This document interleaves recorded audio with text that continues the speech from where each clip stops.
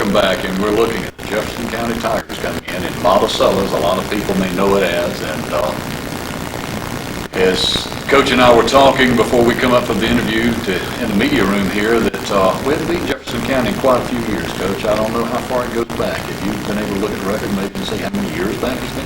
Bill, we really hadn't paid that much attention to it. You know, we went up last year and played them the first game of the season and had like 8 turnovers. It was my first game here as the real head coach. We went down, we ended up losing on the last second field goal. It was a really devastating loss for us because we knew we played well enough to win. We outplayed the other team. This year they've got a new coach in Jody Sprinkle, who's a fine young football coach. He's real defensive oriented. He played at Florida State. And they've been making some adjustments. They lost their first 3 ball games, but they've come back and won their last 2, including beating Quincy Shanks 30-6 last Friday night, or 30-7. They're going to be faster than anybody we've played. They're going to be quicker than anybody we've played. And there's a difference between fast and quick. Fast is running in a straight line, and quick's when you can run in all directions.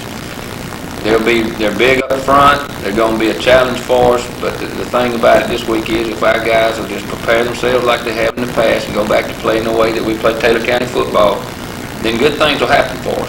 And we made a couple changes this week. We put in a new offense that you've seen before, but we hadn't run this year again. And we've made some changes on defense that I think are going to help. The kids are excited about them, and at this point in the season, you know, we've had 10 weeks of preseason football is what it boils down to. The first 10 weeks, even though we're 5-2, we're no closer to the playoffs unless we win this ball game. That's right. And all we talked about, the kids really talked about 2 things. One of them was winning the homecoming game, which we accomplished, and the next thing was getting in the playoffs. And by playing a great game Friday and beating Jefferson County, we'll be assured of being in the playoffs, and then we'll have Florida High coming here for the district championship later on in the season. I feel like the kids are going to get back up. I think that low point that we were in between the big emotional homecoming victory and now going toward a district game, I think they're going to be ready to play. We had a good day of practice yesterday.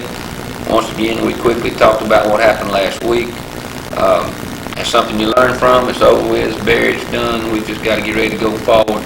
And this is still a good football team. We still got a good bunch of players, and finally we're getting over some injuries and some things that kind of hamstrung us.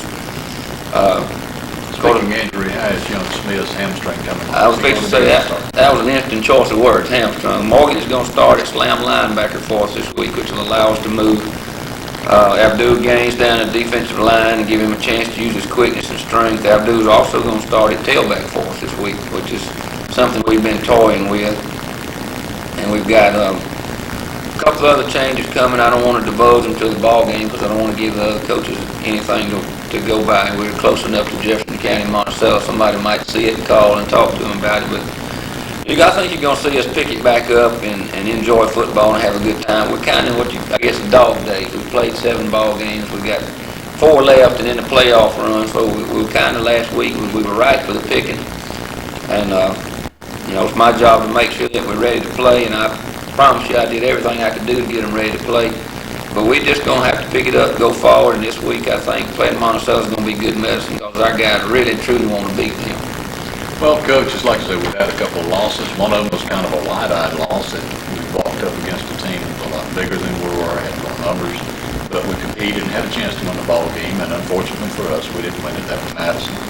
In a game in Live Oak that I felt like there probably was some overconfidence in there, and it just, maybe they've learned from this. This is a learning year. We're still learning how to win. We've had some bad seasons in recent years past, and these young kids have done a fantastic job.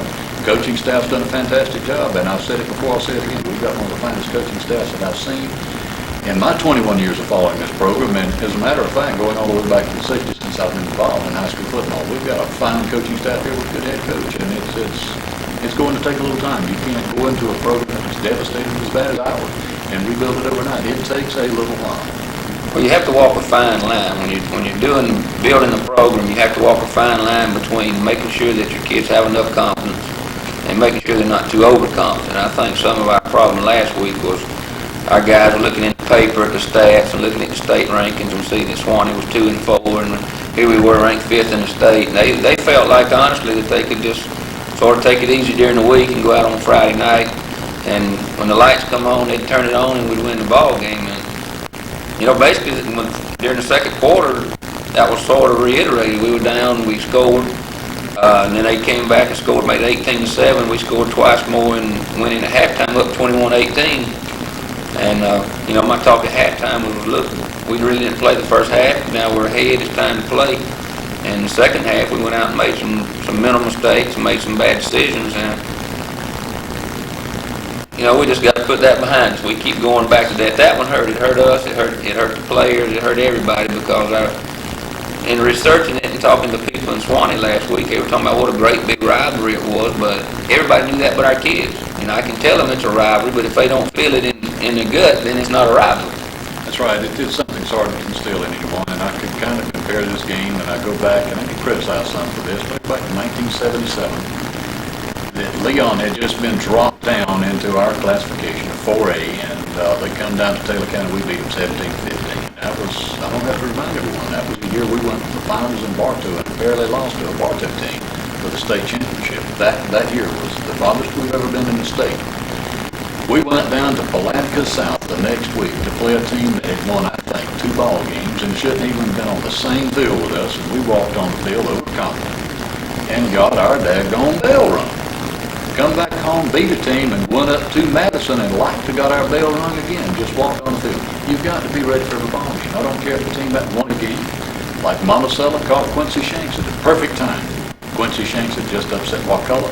They walked on the field, and Monticello took it to them. And we're going to have to go up and get on Monticello, jump on them with both feet, take a ball game to them. But we win this game, like Coach Maddox said, we'll be in the playoffs. We'll take a commercial break, and we'll be right back to wrap this up right after